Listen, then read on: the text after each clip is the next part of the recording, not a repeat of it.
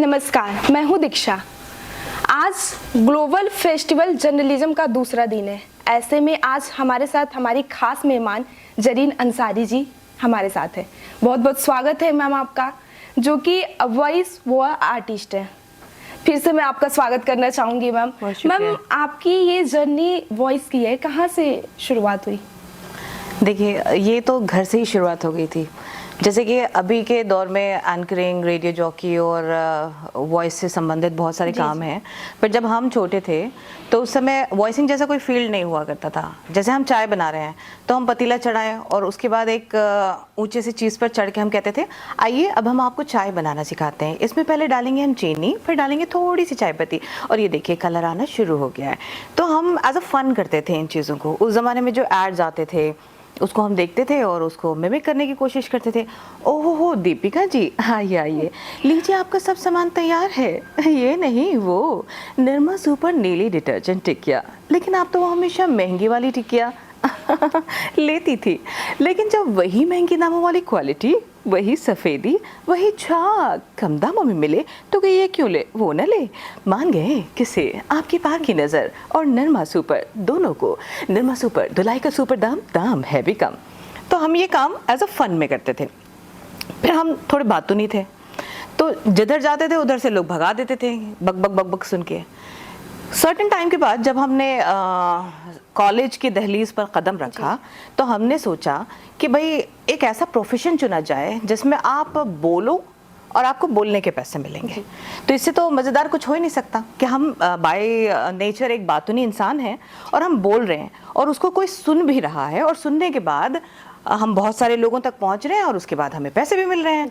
तो ये ऐसे हो गई शुरुआत कि आपके घर से ही, घर आपका सबसे पहला पाठशाला होता है, वहाँ आपको पता चल पाता है कि आप क्या कर सकते हैं या क्या संभावना है आप में।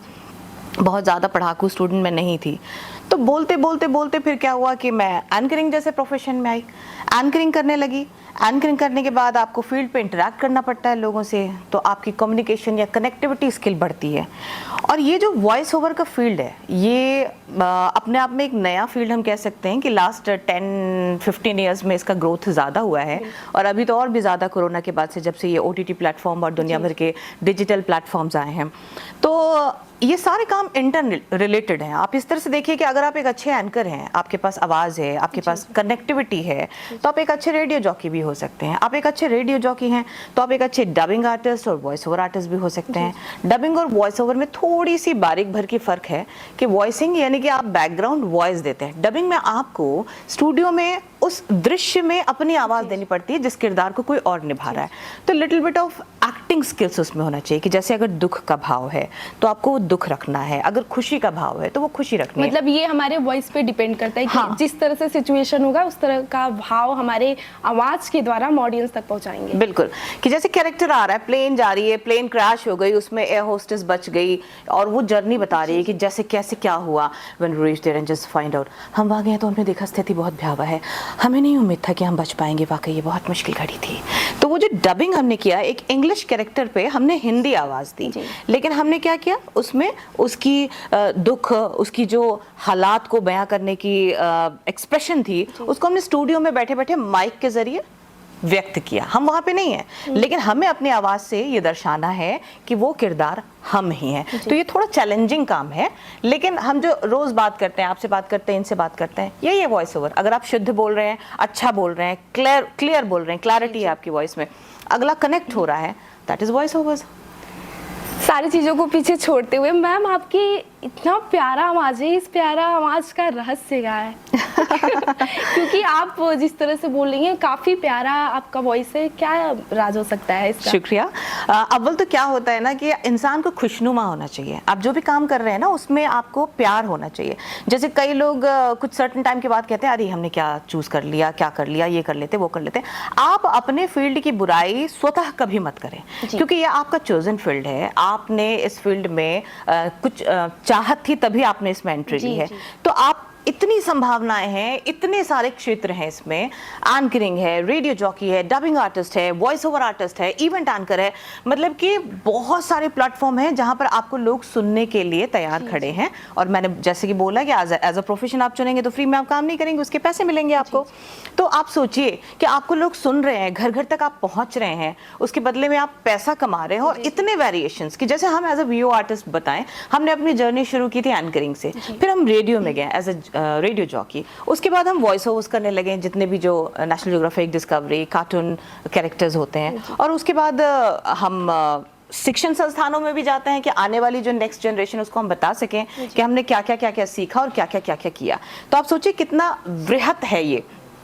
आप एक बुढ़िया की भी आवाज निकालेंगे, आप एक कार्टून कैरेक्टर की भी आवाज निकालेंगे, लेकिन आपको ये समझ होना चाहिए कि जिस कैरेक्टर को आप देख रहे हैं वो आप नहीं है। जैसे कि आप मान लिया 30 साल के हैं, लेकिन आपको कैरेक्टर 3 साल की बच्ची का करना है, तो आपको जजमेंट करना है उस कैरेक्टर से। जैसे नोबिता, अगर तुमने अपना होमवर्क नहीं किया तो मैं ये गैजेट तुम्हें नहीं दूंगा। कौन यहाँ पर बातें कर रहा है? मैंने आपको कहा था ना कि बच्चों पहले अपनी पढ़ाई पूरी कर लो और उसके बाद तुम लोग खेलने जाना। लेकिन मम्मा मैं पढ़ाई कर रही हूँ, ये मुझे लगातार डिस्टर्ब कर रहा है। हम अच्छे से पढ़ाई कर लेंगे, इसके बाद मम्मा हमें 2 घंटे तक खेलने का मौका देगी, है ना मम्मा? बच्चों पढ़ाई करना बहुत जरूरी है। जब आप पढ़ाई करोगे तो आप खूब आगे जाओगे और उसके बाद आप खूब सारे पैसे कमाओगे। तो आप 30 साल के हैं लेकिन आपको 3 साल में तब्दील होना है। कई बार आप 30 साल के हैं लेकिन आपको 60 साल में तब्दील होना है। तो ये जो वेरिएशन है वॉइस की, ये वॉइस ओवर्स का बहुत ही चैलेंजिंग काम है, लेकिन अगर आपको इसमें मजा आने लगा तो इससे फन लविंग काम कुछ नहीं हो सकता। जैसे मुझे लगता है कि as a voice over artist मैं एस्टैब्लिश्ड नहीं होती तो शायद मैं कुछ नहीं कर रही होती, क्योंकि ये बचपन से ही था। मैंने बोला ना, मैं चाय भी बनाती थी तो इतने प्रेम से बनाती थी। कोई कैरेक्टर, कोई ऐड आ रहा है हेमा जी का, जैसे कपड़े धोते धोते डिटर्जेंट से मेरे हाथ घिस गए हैं, अब टाटा ने लाया है नया शुद्ध, तो आप भी टाटा से अपने हाथों को नर्म और मुलायम बनाइए। तो वो जैसे कराह कराह के बोल रही हैं, तो हमने अब माधुरी जैसे बोलेंगे कि ऐसे भी क्या जल्दी है देव बाबू, आए हैं क्यों हमारी जिंदगी में, जब जाना ही था हम भी खुश थे अपनी तन्हाई में। अब कोई पतली आवाज में किस तरह से बोलेगा, देव तुम पागल हो, दीवानी हो, तुम जोकर हो। देव, दादाजी को फेक लोग बिल्कुल पसंद नहीं है, और अगर तुमने इस तरह की हरकतें की तो दादाजी तुम्हें कभी पसंद नहीं करेंगे। तो आपको कहाँ माउथ से बोलना है, कहाँ नाजल वॉइस रखनी है, कहाँ गले से बोलना है, कहाँ डायफ्राम से बोलना है, ये सारी चीज़ें हमको कैरेक्टर को मिलने के बाद और ग्रेजुअली डे टू डे चीज़ें करते करते आने लगती है। और आने के बाद आप एक ही टाइम में कई तरह की आवाज़ें निकाल सकते हैं। ये है वॉइस ओवर का खेल। क्या क्या चीज़ें मायने रखती है मैम वॉइस ओवर आर्टिस्ट को? सबसे ज़रूरी चीज़ है आपके लिए ऑब्जर्वेशन। अगर कोई आपके क्लासरूम में बहुत सारी लड़कियां होती हैं, कोई बहुत लाउड पिच में बोलती है, अरे यार आज कैंटीन में क्या बनाया, चल के देखते हैं, खा लेंगे उसके बाद, और फिर देखेंगे कि घर से जो हम खाना लाए वो खाने लायक है या नहीं। कोई बोले लेकिन मम्मी तो कहती हैं कि कैंटीन का खाना जो है वो अच्छा नहीं होता है, पता नहीं बाहर की चीज़ें खाने से ना मेरा पेट खराब हो जाता है। अब किसी ने नाजली बोला, किसी ने उसको बहुत लाउड बोला, किसी ने पतली आवाज़ की। आप ऑब्जर्व करें चीज़ों को और उसके बाद उसको आत्मसात करें। और दूसरा, पेशेंस। अगर आप ये सोच के आ रहे हैं कि आप रातों रात इस फील्ड में आएंगे और स्टार बन जाएंगे और खूब सारे पैसे छपने लगेंगे, ऐसा नहीं है। आप डे टू डे चीज़ों को सीखते सीखते सीखते करते हैं। ऐसा नहीं होता कि रातों रात आप इसमें एकदम से ऊंचे ओहदे पे पहुंच जाते हैं। बहुत पेशेंस का काम है, बहुत चैलेंजिंग काम है, बहुत बारीकी के इसमें। वॉइस ओवर के इतने प्रकार होते हैं। एक नॉर्मल वॉइस ओवर हुआ, नरेशन क्या हुआ, IVR क्या हुआ, डिजिटल पैकेजेस पे व्यूज क्या हुआ। अब IVR है, हम IVR कर रहे हैं, उसमें जो महिला है वो कोई इंसान नहीं होती है, जो कि एक टेक्निकली आपको आवाज आती रहती है।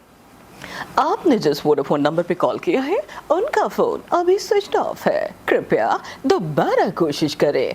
The number you have dialled is not responding at this moment, please try after some time. अगर आप स्टेशन पे जा रहे हैं तो यात्रीगण कृपया ध्यान दें, गाड़ी संख्या 4200 डाउन पटना कुर्ला एक्सप्रेस अपने निर्धारित समय से 10 मिनट लेट है। तो आपने ऑब्जर्व किया कि अच्छा इनकी शैली क्या है, आप डिस्कवरी चैनल को सुनते हैं, नेशनल ज्योग्राफिक को सुनते हैं, तो उसमें आपको एक मैच्योरिटी चाहिए, एक आपको गंभीरता चाहिए। जैसे हम बोलेंगे सवाना के घास के मैदान में चीतों की ये प्रजाति बेहद खतरनाक है। ये अपने नुकीले पंजे और दांतों से अपने शिकार को फाड़ने में सक्षम है। लेकिन अचानक से आप किसी छोटी बेबी का कैरेक्टर कर रहे हैं तो आप एकदम से उसमें वो क्यूटनेस चाहिए। चली हवा चली शहर के आर पार, मैं जानू तुम जानो मैं ना मानू हार। हमारे पास 6 सोने के मोहर हैं और इन 6 सोने के मोहर से हम ढेर सारी टॉफियां खरीद सकते हैं। आहा, कितना मजा आएगा। लेकिन मैंने कहा है कि अपना होमवर्क कंप्लीट कर लेना, उसके बाद ही खेलने जाना। तुम जहां भी जाओगे इस बात की जानकारी मुझे जरूर दे देना। हाँ मम्मा, हम खेलने के बाद सीधा घर आएंगे। तो आपको कैरेक्टर के साथ जजमेंट करना होता है। मैम, एक पढ़ाकू स्टूडेंट ना होना और दूसरी तरफ वॉइस फॉर आर्टिस्ट बन जाना कितना टफ रहा आपके लिए? बिल्कुल टफ नहीं रहा। मैंने आपको पहले ही बताया कि अगर मैं वॉइस ओवर आर्टिस्ट नहीं रहती तो मैं पता नहीं क्या करती। क्योंकि जब मैं कॉमिक्स पढ़ती थी तो साइंटिस्ट कुछ रसायन डाल रहे होते थे, मैं सोचती थी साइंटिस्ट बन जाऊंगी। फिर मुझे लगता था अरे, बाद में पता चला कि इसमें तो बहुत साइंस और मैथ्स की ज़रूरत होती है। ओहो, ये तो मेरे पल्ले नहीं पड़ रहा। फिर थोड़ा आगे बढ़ी तो मैंने देखा कि मुझे एयर होस्टेस बनना चाहिए। लेकिन फिर मैं थोड़ी ओवरवेट हो गई तो उसमें भी ओहो, इसके लिए तो वजन कम करना पड़ेगा, इसके लिए तो अपने आप को फिट रखना पड़ेगा। लेकिन ऐसा काम जो आप रोज़ ही कर रहे हैं, आप रोज़ ही बात कर रहे हैं, फ़ोन पे बात कर रहे हैं, अपने सगे संबंधियों से बात कर रहे हैं, अपने फ्रेंड से बात कर रहे हैं, बात करते करते बात बन गई। आप काम करने लगे as a voice over artist और उसके बाद आप स्टैब्लिश हो गए। तो ये बहुत ही फन लविंग था और कैसे हो गया कुछ पता ही नहीं चला। अभी तक का आपका सबसे मतलब करीबी जो कैरेक्टर? सबसे करीबी कैरेक्टर तो मुझे ऐसा लगता है कि जिसे आपने डब किया हो।